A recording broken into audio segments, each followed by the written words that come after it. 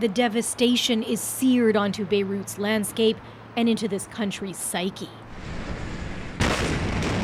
1 year after a hangar full of improperly stored ammonium nitrate exploded, ripping through the city's port, killing more than 200 people and destroying thousands of homes, the reminders are everywhere.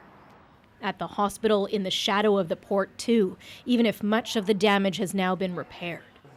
Nurse Pamela Zeynoun is still taking care of premature babies. She was at work that day when the blast hit. She somehow made her way through the wreckage to rescue 3 newborn babies. The way I held them, the way I went down the stairs to get them to safety, I can never forget that.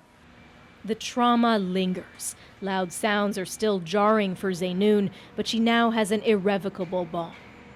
These babies are special to my heart. I still contact the parents on a daily basis. Everything negative that comes to my mind goes away when I see them growing and healthy as they are. The negative is harder to ignore for so many others who lost so much. Today, gathering at the port to mark the day.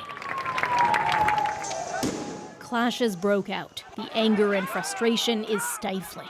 That the country is descending further into a crippling economic crisis, marred by political bickering, that nobody has been held accountable for the disaster waiting to happen at the port.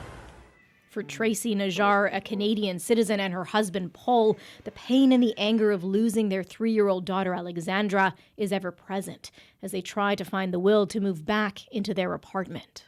We miss her more and more every day.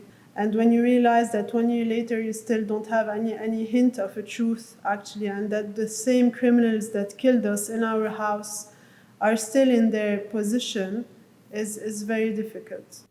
Enraging, they say, and yet they opted not to move to Canada. We came to realize that leaving the country would be as if we were running away. We'll scream for justice, but we'll scream for hope as well, and for taking back our country. Weary but adamant that the only way forward for justice is to stay right here. Salima Shivji, CBC News, London.